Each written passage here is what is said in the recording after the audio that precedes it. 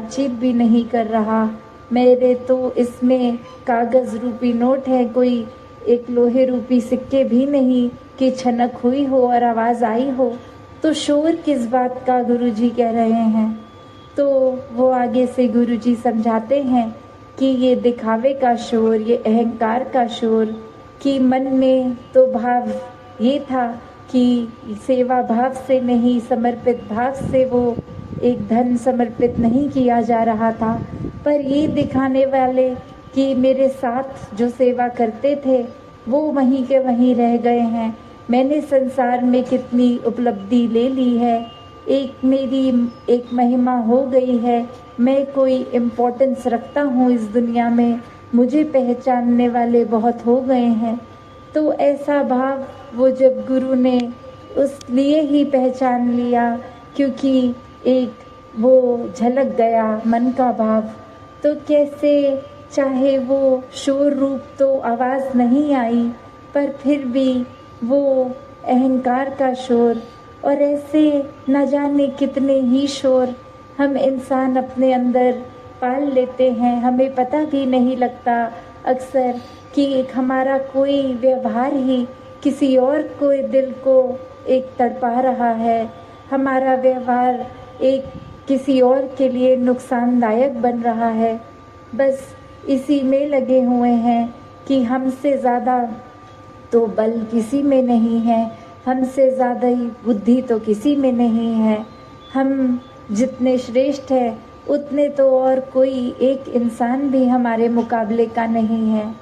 तो जहाँ एक परमात्मा की बात आती है, परमात्मा को तो वही भाते हैं जो अपने मन से समर्पित होते हैं, अपने अहंकार को त्याग के सिर्फ हर एक से प्यार करते जाते हैं।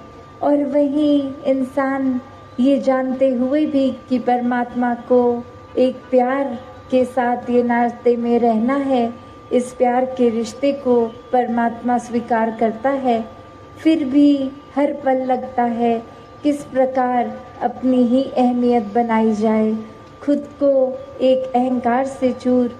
अक्सर ये भी नहीं पता लगता फिर कि क्या बोल रहे हैं, शब्द कैसे निकल रहे हैं, ये टोन मुंह की कैसी निकल रही है, एक हमारे शरीर में वो अकड़पन आ रहा है। हर किसी के साथ हम सेंसिटिव नहीं हो रहे हैं, हमारी कोई बात किसी और के लिए कोई ट्रॉमा बन रही है, किसी के जहन में ऐसे एक दिमाग में असर आ रहा है कि उनको बहुत ही हमारी वजह से पीड़ा हो रही है। तो जो भी अपने आप को इस परमात्मा से जोड़ के रखता है वो जाने अनजाने कभी भी किसी के लिए पीड़ा का कोई ऐसा काम नहीं करता, क्योंकि सारे एक्शन, सारी सोच, सारे कर्म, सारा व्यवहार इस परमात्मा के ही आसपास केंद्रित रहता है। और जो सच्चे मन से इस परमात्मा के साथ, इस निराकार के साथ जुड़ते हैं, उनके मन में फिर किसी के लिए भी कोई बुरी बात नहीं ठहरती। वो एक मन उनके ऐसे एक चिकने पात्र की तरह, जैसे कुछ डाला और वो फिसल गई चीज़ वहाँ से, उसी प्रकार उनके मन में सिर्फ और सिर्फ प्यार, आदर, सत्कार, नम्रता, विशालता ऐसे गुण रहते हैं। और नफ़रत, अहंकार इत्यादि ऐसे गुण मन में एक अगर आसपास कोई ऐसा माहौल भी हो या कान में कोई ऐसी बात, किसी की निंदा भी घुस गई तो भी वो दिल से निकल जाती है। तो एक बात वही कि जितना ज़्यादा हम इस परमात्मा को हर समय के लिए देखेंगे उतना ज़्यादा इसी के एहसास में सुमिरन रूप चलेगा। इस परमात्मा की बनाई हुई सृष्टि के एक लिए संवारने के लिए, किसी के लिए अपने मन को समर्पित रखेंगे, सेवा भाव जितना आएगा, और अपनी सोच विचारों को एक सेल्फ एनालाइज करते हुए भी और सत्संग में आकर भक्तों की वाणी के साथ भी देखेंगे कि आज ऐसे सत्संग में क्या वचन आए कि हमारे जीवन को जो चेंज कर सकते हैं, हमारे अंदर एक पॉजिटिव बदलाव आ सकता है। तो बात वही कि संतों ने तो इस परमात्मा का ही गुण गाना है। जितना ज़्यादा संतमति वालों के साथ रहेंगे उतना जीवन हमारा सुनहरा होता जाएगा, उतने विकार हमारे अंदर से चले जाएंगे और मन में ये परमात्मा ही ठहरेगा। तो कैसे अपने जीवन में जहाँ हमारी कोशिश जितनी ज़्यादा इस निराकार दातार परमात्मा से जुड़कर रहने की होगी, और वो भी कोई कल्पना से नहीं जुड़ना कि परमात्मा तो ऊपर आसमानों में है या कोई और जगह पे केंद्रित है। जब इस परमात्मा को साक्षात देख लेते हैं, जो कि हर धर्म ग्रंथ कहता है ये जीते जी देखा जा सकता है, ब्रह्म ज्ञान द्वारा देखा जा सकता है, और जितना हर समय इसके एहसास में रहेंगे विपरीत दिशा में ये बुद्धि नहीं जाएगी, कर्म एकदम एक अच्छी रास्ते पे ही रहेंगे।